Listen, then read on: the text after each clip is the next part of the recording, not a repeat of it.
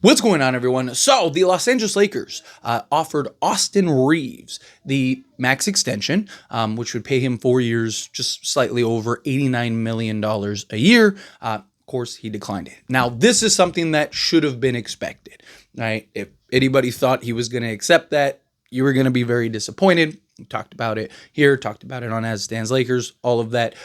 He gets more money on the open market, a lot more money on the open market, right? He can get in the 40 range if he wants to, which is why I've had the talks about like, hey, maybe the Lakers should look to trade Austin Reaves. What do they do? Now, obviously, if you're the Lakers, you extend this to him because maybe he does accept it. What if he does? And then you're in great shape. But chances were that he was not going to accept that and want to enter free agency. According to Austin Reaves, he wants to stay. He wants to stick around. He wants to, finish his career with the Lakers. But he also wants to get the bag and get paid, which, I'm never going to knock somebody for getting their bag. Go get your bag, right? But is that what's best for the Lakers? That's something that, I've talked about very heavily, right? I like Austin Reaves. I think he is a fantastic player. I don't think he's this superstar, top 5 guy in the league that some people try to make him out to be. I think he is a very good above blue chip level role player, maybe even borderline all-star guy, right? Like you look at his numbers when LeBron doesn't play. He's averaging, I think it's like 28, 6, and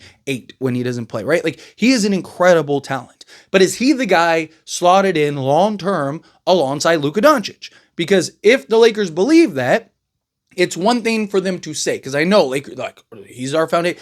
You hear all the time teams say this guy and that. DeMar DeRozan was in a press conference with the owner, the GM, and a bunch of executives, and they all talked about how he was the face of the franchise and then traded him like 3 days later for Kawhi Leonard.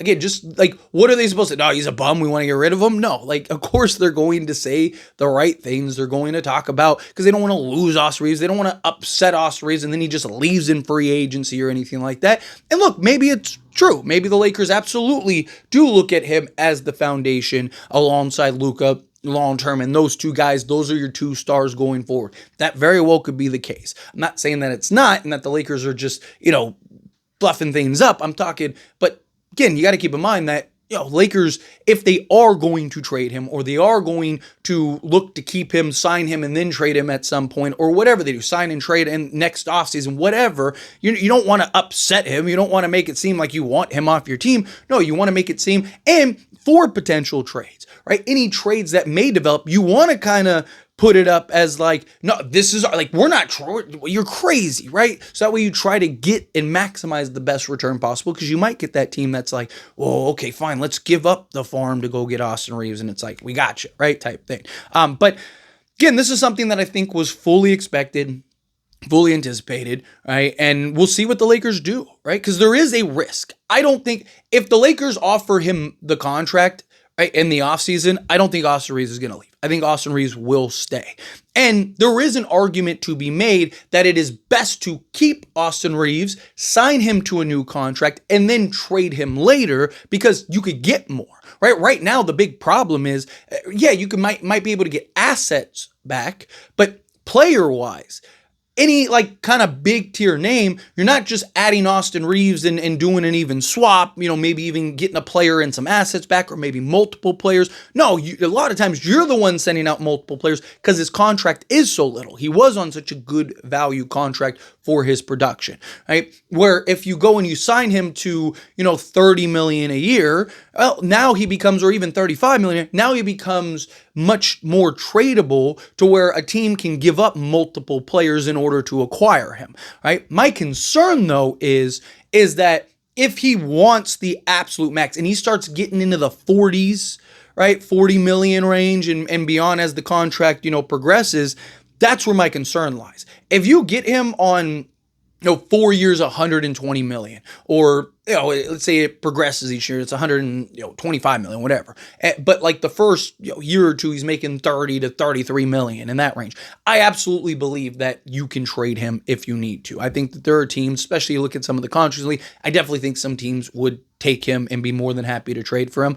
My concern is if he starts getting into those 40s, right, now he's well overpaid, and I don't think teams are going to be willing to pony up and land him, right? It's the Lauri Markkanen situation, right? Utah was trying to trade Lauri Markkanen, right, and get a real return while he was cheap because they knew that they were going to have to pay him. Now that they've paid him, they're having a hard time getting off of him, and they've tried to trade. Look, Utah's made every player on the roster available, and there's not a lot of Markkanen conversations because, again, he's making so much money. He's making, as if he was the first or second option on a team, and he's probably best as like your third option, right? Austin Reaves, same thing. Is he the first or second option on your team? There might be a team that thinks that he is and is willing to take him at $40 million, but it makes it a lot more challenging. So it's going to be interesting to see what the Lakers end up doing with Austin Reaves. But Dorian Finney Smith, right?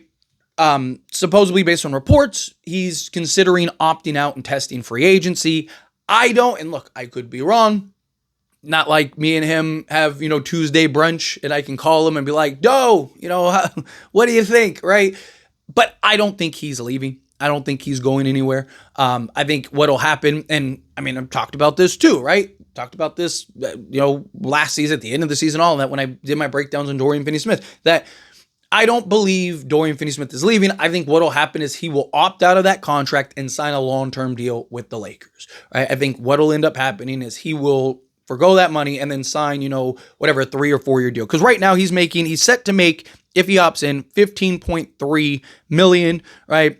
So I could see him maybe doing like a 4-year or maybe 3-year, like $45 million deal, or 4-year, $60 million deal, to where he sticks around, right? And he kind of is a long-term piece. Maybe if you're lucky, can you do something where, maybe his contract kind of drops each season? You see a lot of teams starting to do that now, to where maybe this year he's making whatever, 15, 17 million, especially if LeBron opts in, right? Then at that point, it's just all you're trying to do is just stay under the second apron. So maybe you're like, hey, we'll give you, 17 million this year, and then it'll be 15 million, and then 13 million, and then 11 million, right? So that way it kind of makes it easier. And as he ages, his contract gets more and more valuable. I don't see him going anywhere. I think he's going to stay, especially now that the Lakers have Luka, who's like one of his best friends. Like, I don't think he's going to be like, okay, well, now you got Luka and I'm going to leave, when the two of them wanted to play together again. Right? He gets that. He gets to be a Laker, gets to play a big key role.